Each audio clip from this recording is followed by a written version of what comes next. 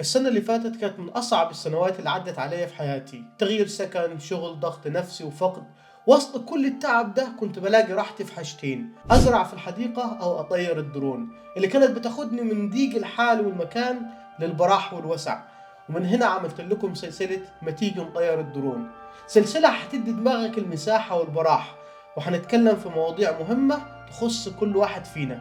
ما تيجي نشوف. وحنبدأ أول حلقة ونطير من كانتربيري بجنوب لندن المعروفة بحديقة إنجلترا. موضوع النهاردة بسيط في شكله، عميق في أثره. ليه المجهود البدني وقت الزعل والحزن ممكن ينقذك من نفسك؟ لما الإنسان بيحزن، اللي بيتوجع مش القلب بس، الجسم كله بيتأثر. الحزن بيخلي النفس تقيل والصدر أضيق والطاقة أقل. وده مش كلام إنشائي، لأن الجهاز العصبي بيتحول لوضع الإنذار. في الوضع ده الجسم بيفرز هرمونات توتر أكتر، وده يخلي النوم يتلخبط، الشهية تتغير، التركيز يضعف، وتبدأ الأفكار تشتغل بشكل دائري. نفس الجملة، نفس الذكرى، نفس السؤال، نفس الألم، وكأنك واقف في حلقة مفرغة. وهنا تيجي المشكلة الكبيرة: السكون وقت الحزن مش راحة دايما.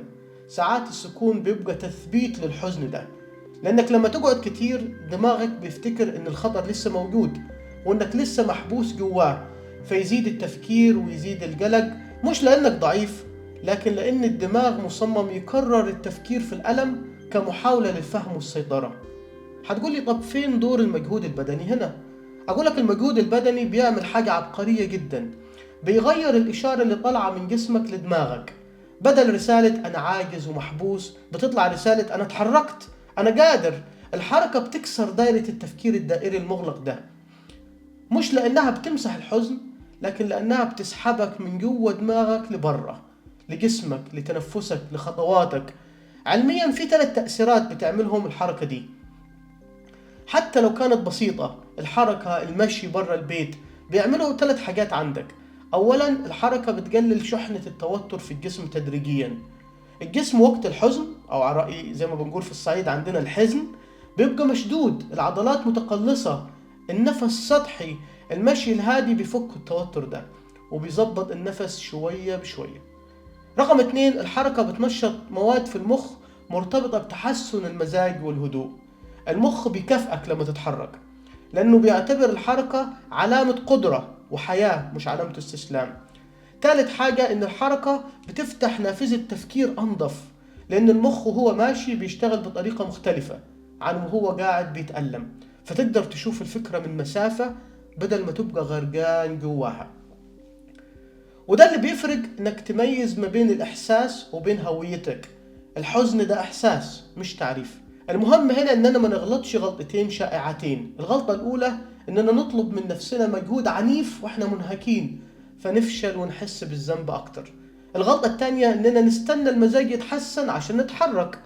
الحقيقة إن الحركة هي اللي بتفتح باب التحسن، مش العكس. عشان كده أنا مش بطلب منك تروح الجيم ولا جري ولا إنجاز، أنا بطلب منك خطوات صغيرة جدا. 10 دقايق مشي، مشي هادي من غير هدف، من غير ضغط.